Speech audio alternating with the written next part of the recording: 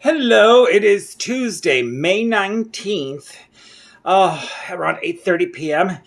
Just got in from doing a 5-mile walk slash run slash dash slash yank and pull with the dog. I literally just walked in through this. I'm still all sweaty, but I thought I'd show my sweaty self to everybody. I hope everybody's having a wonderful day. Had a non-productive, sort of productive day. Last week, by my surprise, I worked all week. I kept getting assignments at the last minute and ended up working a full week. And this week it's not happening the same. So I feel like I'm back to like what I was 2 weeks ago. I had one assignment this morning. It got canceled very much at the last minute. So I still got paid for it. But that was it for the day. And yesterday I really didn't have anything. And tomorrow I've only got 2 appointments. And then that's it for the week. So I'm like, oh, F. Just when I thought things were getting back to normal, I'm back to pretty much no employment. So frustrating, so frustrating. Dallas, Texas is leading in Texas for the amount of new cases per day. More deaths in Dallas in the last 24 hours than ever before. And we're reopening more, so that's the status of it. So it's pretty much every man or woman on their own try to protect themselves. Conspiracy theories still going on. We got a president who, requires everybody to wear masks around him. Takes hydroxychloroquine with, I guess he got prescribed it, but he's not sick. So he's taking it as a preventative. So that means he's illegally using the drug because a doctor is only supposed to prescribe it. I don't know. It's such bizarre mentality there at the White House. It mixed messages, don't wear the masks. People have to have their liberties. Yet everybody in the White House is wearing masks. We know the hydroxy only does not really work, but it works for malaria and, lupus and stuff like that. There was some studies. They showed that they increased mortality rates, so we know the drug did not work on people that had the disease. It's never been proven to prevent the disease, but the president's taking the drugs. It's like there's no national policy for how we're handling this COVID-19. Whatever recommendations were done by the CDC, the administration shelved them pretty much. So, it's everybody on their own and the whim of each governor, 50 different states and territories, and it's a mess. It's a mess. So all you can do is be careful, and because we're on our own. We're literally on our own because this government's not helping us out with this. So it's very frustrating. But anyhow, as I say, I did dishes. Woo, excitement. I need to clean the house a little bit more. I need to sweep the floors and maybe vacuum upstairs because it needs it. It's weird that I'm having all this time off, yet somehow or other I'm letting the housekeeping fall apart. When I'm busier, I'm more on top of it. Why is that? It should be the reverse. But I find myself being kind of just lazy about it because I'm not working. And I just nobody else cares. It's me and the dog.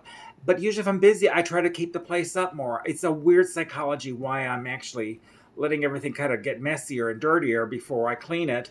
Whereas normally when I'm busy, I try to stay on top of it.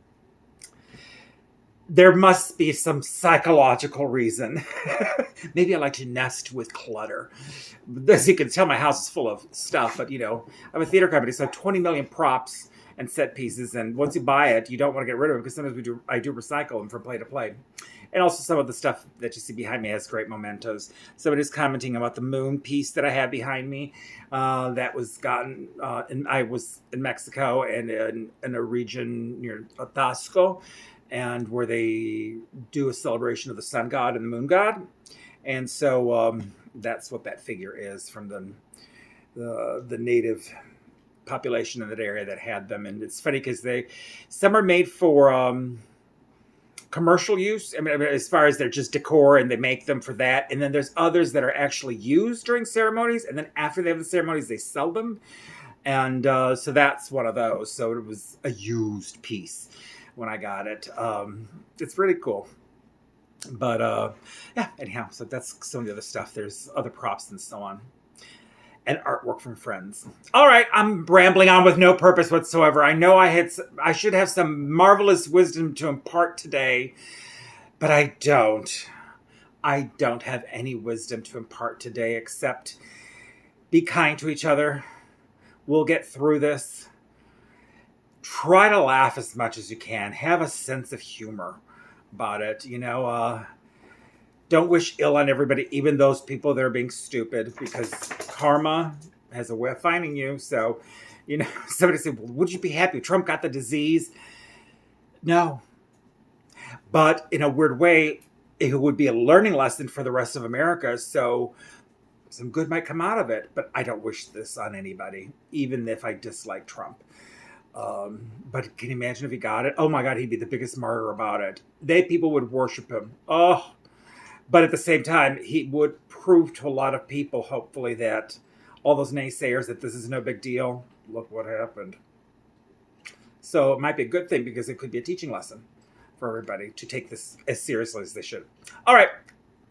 Please like, subscribe, ring the bell for notifications. Oh, I forgot to tell you, my sex solicitor. Yes. I saw him again today. So I'm walking the dog like at 9 o'clock this morning. And for those of you who don't know this, there's this guy who has solicited me for sex at the Kroger parking lot a few weeks ago, and I keep running across him. Now, he's so out of it, he doesn't always recognize me. But today, I'm walking the dog, and I see this person like a 2 blocks down, and of course, I give my dog a long walk.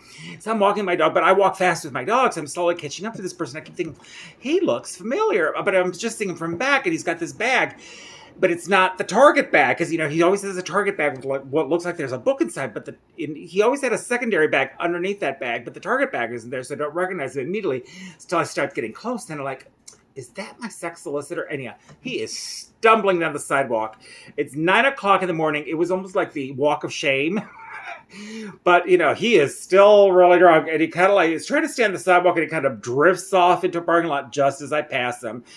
Then I realize he's stopped to go pee is what he did in that parking lot. And but my dog then, of course, has to stop like 40 yards from him or 30 yards from him to pee. But I didn't get to see because he was kind of like behind a car. But I recognized him. He'd shaved a little bit more. So he got a clean razor after his face.